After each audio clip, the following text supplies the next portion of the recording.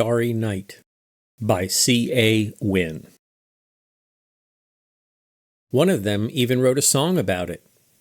The voice of my host was like a glistening splash of color and sound. I stood nearby, my breath visible as a vapor in the crisp morning air. They never knew, would never know, how he captured this. My host swept a limb to indicate the countryside in the distance.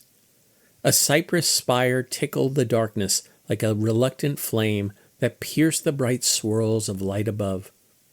Hills rolled, climbing ever higher to the west. Even the hillocks were alive, said my host, pointing at the two-dimensional representation. He turned to look at me with a knowing glance. As they should be, he added, his words dancing in vivid hues against the pre-dawn light. You called it a painting, I asked. Vincent called it that. Materials of color arranged in limited dimensions. It was his medium, how he expressed himself, he said.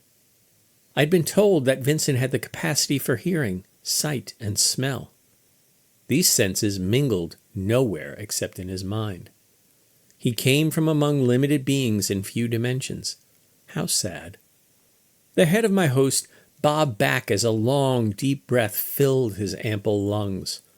He could have been one of us, had he chosen to, he said, the words escaping in a broad bellow that rumbled through his body. This sound reverberated through me, raising warmth against the cool morning air. I nodded, though my mind had ventured back to the painting. I wondered about the strange shapes clustered near the cypress. But what of those structures there? I've never seen anything like them. My host laughed. Inspiration, he called it. Grew right out of his mind. He'd decided to add them to keep his people from being frightened by the vision. Frightened? I asked. They were primitives.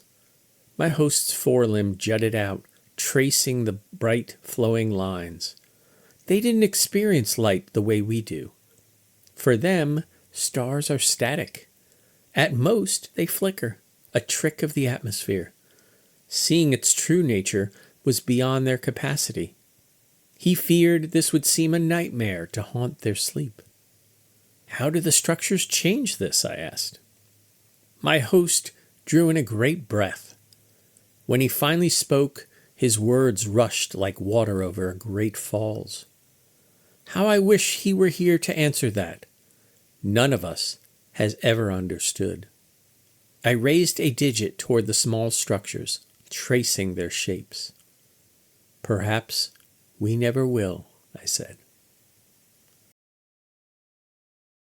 End of Starry Night by C.A. Wynn.